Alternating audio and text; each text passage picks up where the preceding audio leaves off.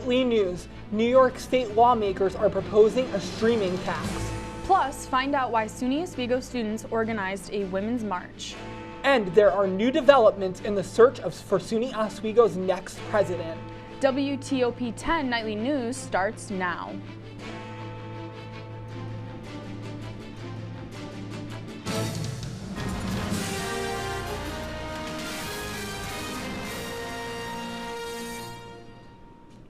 Good evening and welcome to WTOP-10 Nightly News. I'm Matthew Rivenburgh. And I'm Reagan LaPage. We have new developments in the search for SUNY Oswego's next president. SUNY Oswego's Presidential Search Committee revealed that Oswego's current officer in charge, Mary C. Toll, is the first candidate running for president. In a student open forum held earlier today, Toll says her experience and familiarity with the campus makes her a good candidate to be SUNY Oswego's president. WTOP-10 executive producer Clarissa Karki attended the open forum as a student. Clarissa, what was the open forum like? Reagan, the open forum started 15 minutes later than scheduled. There were only 7 students in attendance, including myself, and each student was only given 1 minute to ask a question. Mary Toll began the open forum with a story about her hectic childhood and how school became a safe haven for her. She talked about her financial difficulties while attending college and her battle with cancer. But to sum it all up, her argument for why she was the best fit to become the president was, you're right, she heavily relied on her current role as the officer in charge and her knowledge of the campus.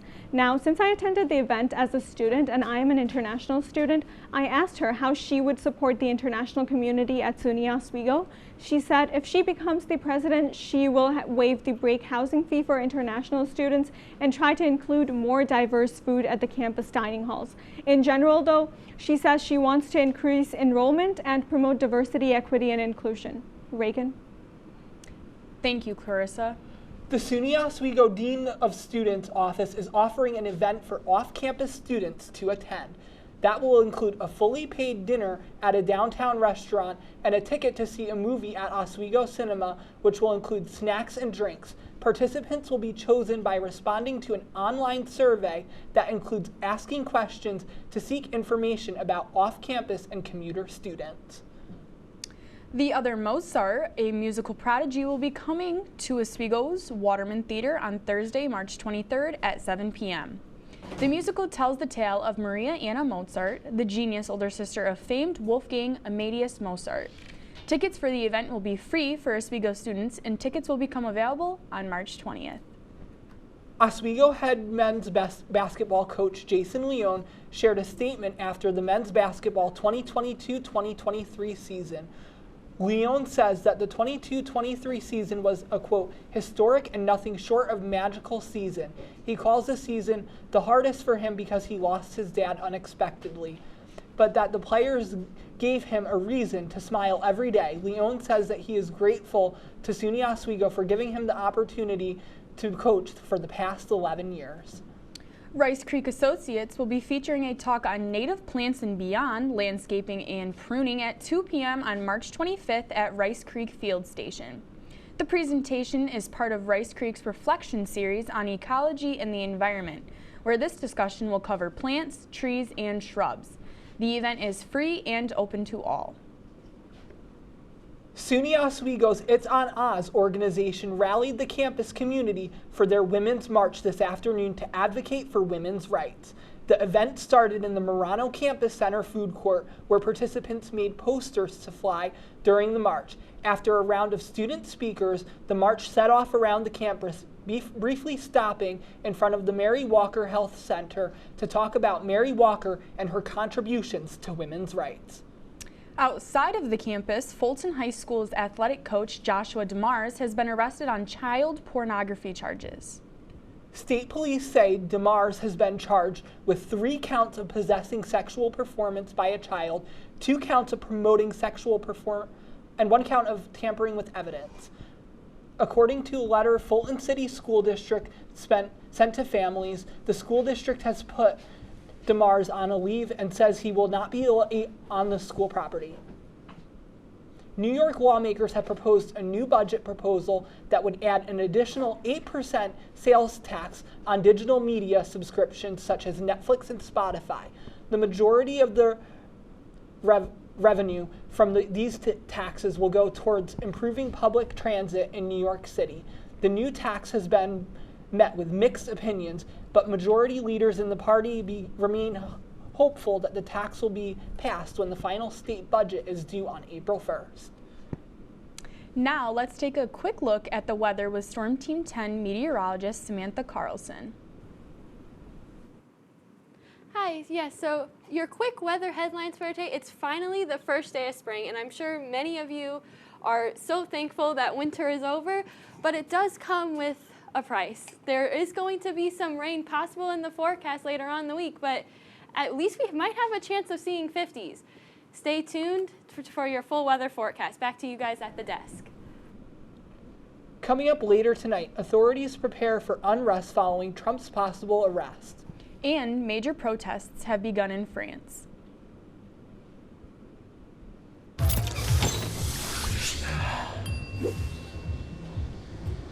Yeah. If you need to do something to feel okay to drive, you're not okay to drive. Don't drive buzzed.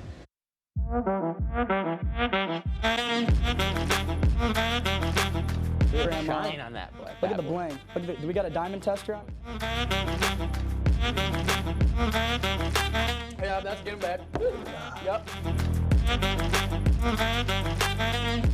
10 out of 10 recommend on Yelp.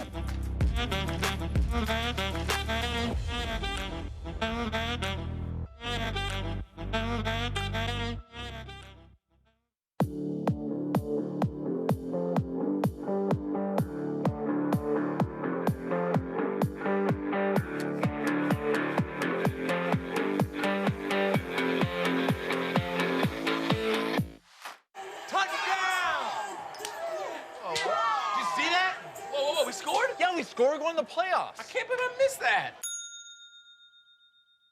Every time I'm buzzed, I spend too much time on my phone. What? I should take your phone away. No. I'll call for a ride. Wait, why does my face look like that? I'm playing with these new face filters. Okay, you know what? Yep, that's mine. I'm gonna need that back. No. Kevin!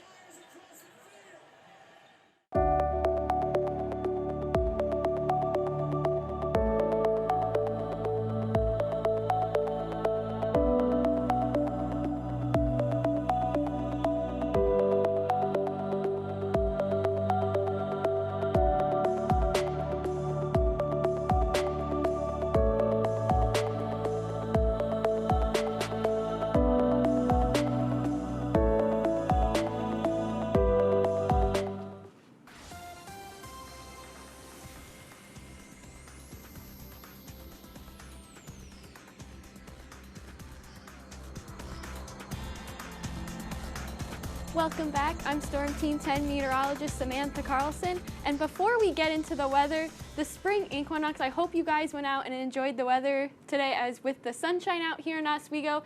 And the sun didn't set until around 7:18, so it's nice to see that sun staying out a little bit longer. Back to the weather map, that high pressure system gave us some of that sunshine as the low pressures systems to the north are just going to the north of us, but the one all the way out in the west over the central part of the country is going to bring us some rain later into the week. And I'll get more on that later. But for now, right now outside, it's around 41 degrees. And as I said, that high pressure is moving away and that low pressure is bringing us some clouds tonight. Not as cold as it has been. So definitely starting to feel like spring and a great start to it. Now, heading in as we're done with that, heading into the 7-day forecast, as I said before, that is going to bring some showers into Wednesday night and all the way into Thursday morning. So you're definitely going to need an umbrella or a rain jacket as you're heading out. But look at those temperatures. Possible 52 degrees for the middle of the week. Definitely much needed and long enjoyed. And heading off into later parts of the week, the rain continues throughout the weekend, pausing for Friday and even not too bad out there. So definitely feels like spring, cloudy, in the low 40s. So go out and enjoy it. Make sure you get covered up. Back to you guys at the desk. NASA is ending a 15-year mission studying clouds at the edge of space due to battery issues. The spacecraft AIM, assigned to the mission, is no longer able to support operations. AIM's batteries began declining in 2019, but the continuing decline in battery power has now left it unable to receive commands or collect data. NASA will monitor the spacecraft in the event that it is able to reboot and send a signal. Dozens of students at Michigan State University held a walkout to honor the victims and memorialize the students impacted by the deadly mass shooting in February. Students were also given index cards to write their emotions and share their stories. February's mass shooting killed 3 students and critically injured 5 others. Since then, MSU has implemented new security measures, but students say more needs to be done.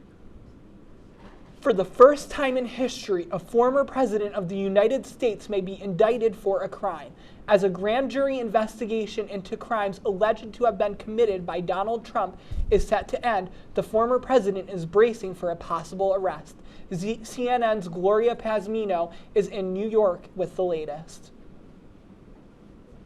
In a Truth Social post on Saturday, former President Donald Trump said he expects to be arrested on Tuesday. I think it's not speculation. It's something that we're hearing. He needs to get ahead of it. While there's no official word yet from the Manhattan District Attorney's office, grand jury proceedings are nearing the end, with the last-minute witness set to testify Monday at the request of Trump's legal team, according to a source familiar with the investigation. This would be historically groundbreaking moves for a misdemeanor to try and bring it up to a charge where you're arraigning a former president. Trump is being investigated for his role in an alleged hush money scheme involving payments made in 2016 by his then attorney Michael Cohen to adult film actress Stormy Daniels. An indictment would be a historic first and could make Trump an even more divisive figure on the campaign trail. It does drastically change the paradigm as we go into the 24 election. Echoing his calls for action after the 2020 election,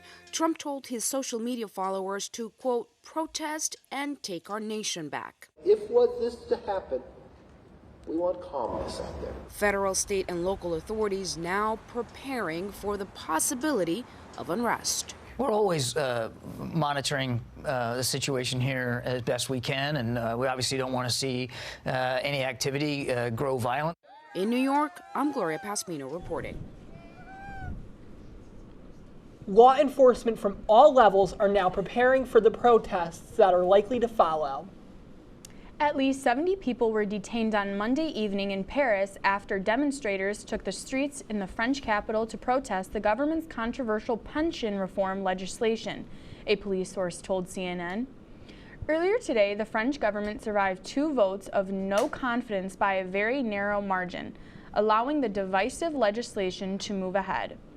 Opposition of the legislation is ongoing, and unions have called for nationwide strikes and protests this Thursday in hopes to bring the country to a standstill.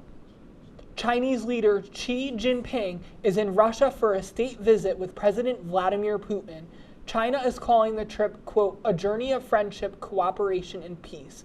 The first day of the visit appears to be emphasizing Putin, praising China's advances. U.S. Secretary of State Antony Blinken doesn't appear to be buying the peace goal of the visit. He points out the trip's happening days after the Internal Criminal Court issued an arrest warrant for Putin. The U.S. is watching for any signs China could provide military aid to Russia. Markets remain on edge after the second and third largest bank failures in U.S. history happened earlier this month. But the tension may soon be easing as a global effort to address the turmoil is underway. CNN's John Lorink reports. Hours after UBS, Switzerland's largest bank, agreed to accumulate the ailing Credit Suisse in an emergency buyout, the takeover of Credit Suisse by UBS is the best solution for restoring the confidence that has been lacking in financial markets recently. The Federal Reserve and other global central banks announced a coordinated effort they say will, quote, enhance the provision of liquidity via the standing U.S. dollar liquidity swap line arrangements. In layman's terms, they want to keep credit available for households and businesses. But some analysts still have concerns and questions. What happens to the rest of sort of these regional mid-sized banks in the United States? Are they going to face outflows this week? Are people going to be nervous about banks who are sitting on a lot of unrealized losses or banks who have a lot of uninsured depositors? Goldman Sachs says there's a 35% chance of the U.S. entering a recession within the next year due to these banking problems. That's a 10% hike since the start of the crisis. We don't know what's going to happen. We do know that financial instability threatens what has been a very strong economic recovery. And for that reason, we need to act forcefully and with clear communication to prevent any contagion in our financial sector. I'm John Lawrence reporting. People with less than $250,000 or couples with $500,000 in a U.S. bank are insured by the FDIC and most likely to have nothing to worry about. Up next on WTOP-10, bird flu is on the rise in the United States and what this means for human health. Plus, the cast of Ted Lasso meets with President Biden. Find out why after the break.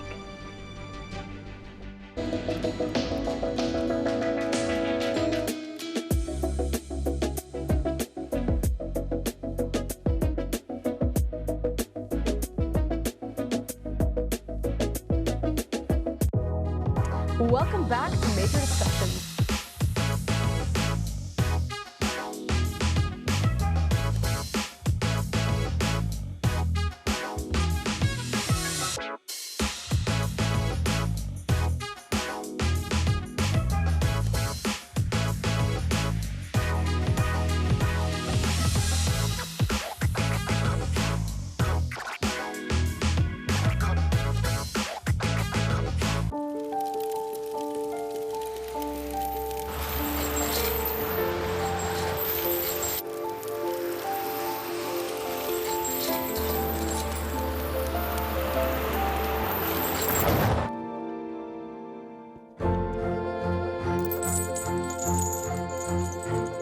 Did you know dragging chains can spark a wildfire?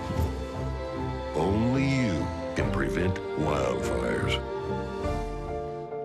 When I was in foster care, I never knew when I would have to move. So I always had my suitcase ready to go.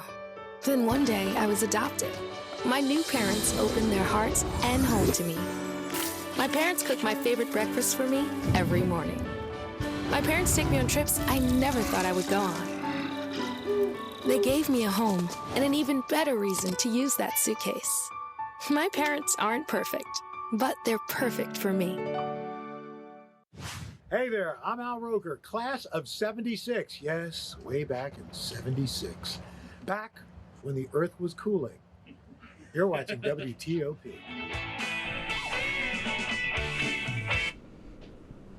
Welcome back to WTOP-10 Nightly News. The cast of the Emmy Award-winning TV show Ted Lasso is met with President Biden today to discuss the topic of mental health. At the White House press briefing, each of the actors, including Jason Sudeikis, spoke about the importance of checking in with friends and family to promote overall wellness. The TV show also has themes of mental health awareness built into the storyline. Experts confirm that we are currently seeing the largest outbreak of bird flu in the U.S. While it is not considered an immediate threat to human health, the latest strain is causing concern for scientists in the field.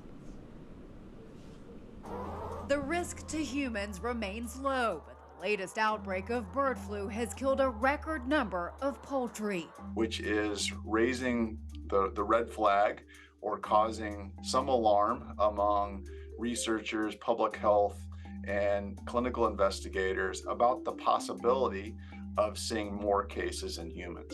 There have been more than 6,300 known cases of bird flu in all 50 states, according to the CDC. There are probably many more unknown. In 47 states, there have been multiple outbreaks among poultry, and involving more than 58.5 million birds. The U.S. Department of Agriculture says it's also shown up in some non-commercial backyard flocks as well. As the virus infects more birds, it may mutate. Matthew Binnicker, director of clinical virology at Mayo Clinic, says another concern about this strain is that it appears to not only infect birds, but also some mammals in the U.S., including seals, mink, fox, bears, being identified to be infected with the strain. Binnicker says the virus spreads only through direct contact with an infected animal. To prevent exposure, stay away from dead birds. If you see a bird that has died on your grounds, in your property, don't go up and handle the bird, because what we're seeing is that in the few cases of avian influenza among humans, that has been the route. For Health Minute, I'm Mandy Gaither. Virologists say it is important to remember the lessons from the COVID-19 pandemic if you or someone you know feels sick. The FCC is taking new steps to prevent spam text messages after receiving over 18,000 consumer complaints last year. As a part of the change, phone providers must block text messages from phone numbers that appear to be invalid, unallocated, or unused. This move is a follow-up to the government's efforts to shut down illegal robocalls. After 2 fatal shootings this past weekend in excessive crowds, Miami Beach officials put a curfew into place starting this past Sunday. While this curfew only lasted one night, city officials state there is expected to be another one issued from Thursday night to Monday morning. Miami Beach Mayor John Gelber says in a video message that spring break is a situation that is too large and disorderly for the police to handle, and is something that they never asked for. Coming up in sports, Thomas Tallarino. Thomas, can you give us a quick preview? Thanks, guys. When we come back, we will take a look at some Lakers who earned some awards today and which Big East coaching legend might be coming back to the conference. Find out after the break.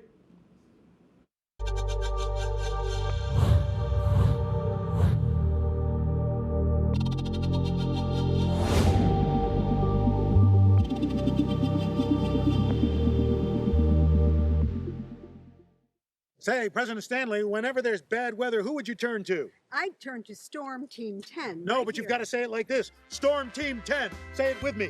Storm Team 10.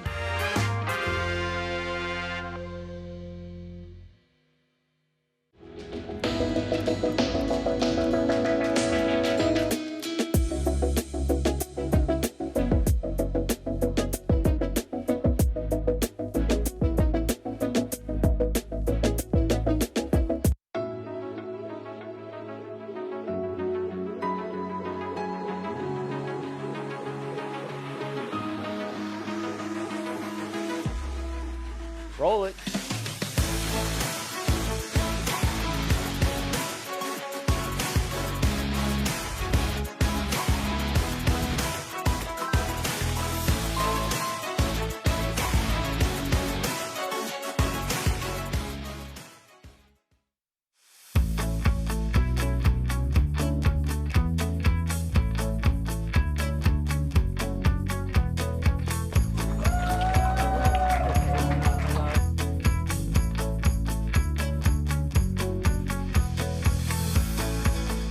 Jill told me it was Kitty from Glee. Yeah, what is it? Al Roker.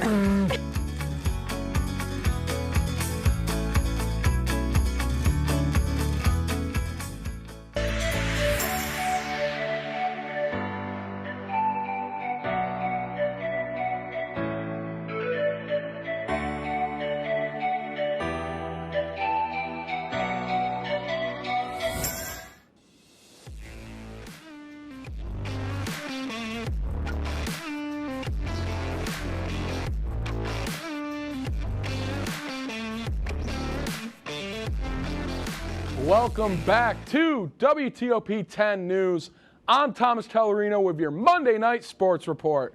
Starting the Sports Report off at Laker Hall. It was just announced today 4 members of the Oswego State wrestling team were selected to the ECWC All-Academic Team.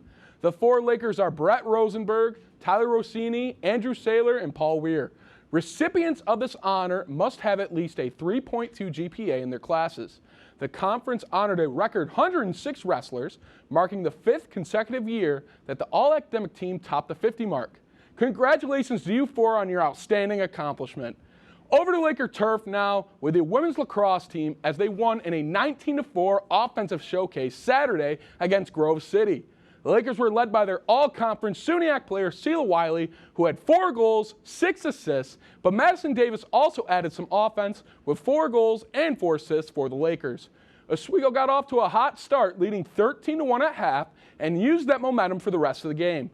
They remain home for their next matchup against Nazareth this Wednesday at 4 p.m. Tune in to WTOP-10 to catch the action. Taking a trip on 481 for some Syracuse sports, the number 2 ranked Orange women's lacrosse team defeated Duke 16-10 last Saturday to remain unbeaten on the year. Syracuse broke open a tight game with a strong third quarter on the way to its 9th straight win to start the season. Megan Carney led the way for the Orange with 5 goals and now has 4 more goals in 7 of 9 games this season and leads the team with 34 goals. The Orange return to the JMA Wireless Dome to host number 5 Stony Brook on Wednesday at 8 p.m. Hitting the hardwood now for some NCAA hoops. Hall of Fame basketball coach Rick Pitino has agreed to a 6-year head coaching job at St. John's. Pitino leaves Iona to return to the Big East Conference with ambitions of restoring the Red Storm to national prominence.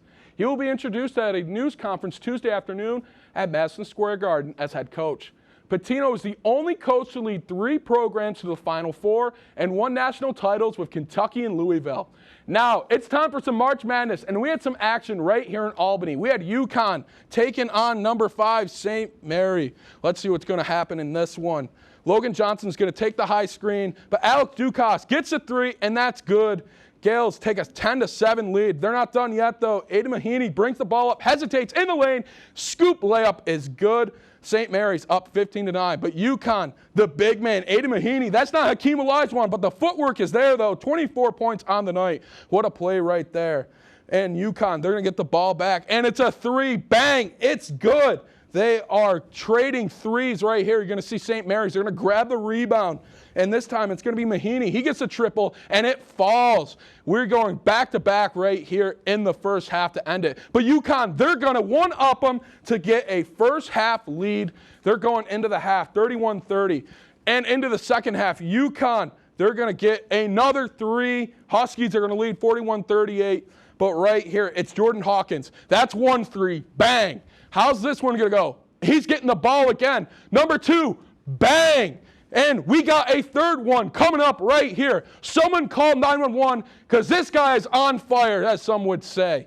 It is amazing. Hawkins, he had a great night, but UConn, they're going to move on to the next round, and they're going to take on number 8 Arkansas, who upset number 1 Kansas earlier this tournament. All right. That's our report for tonight. Be sure to stay tuned for Question Mark and the interview show. Thank you so much for watching. Have a great night, everyone. There, I'm Al Roker, class of 76. Yes, way back in 76. Back when the earth was cooling. You're watching WTOP.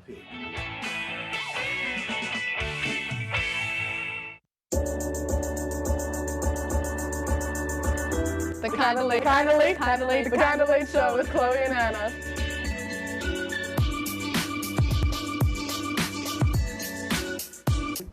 Like licorice, Twizzlers, absolutely nasty. The thought of turkey is just nauseating. I think you're wrong, is what I think. You think I'm wrong a lot of time. I do think you're wrong a lot. When you look at the number of disasters in the U.S., chances are every area will deal with some kind of emergency in the next decade. And between school, sports, and social lives, chances are you won't be with your kids when it happens. Will they know what to do? Ready.gov/kids has the educational tools and information to make the conversation easy. When the time comes, chances are they'll feel prepared, not scared. So talk with your family today.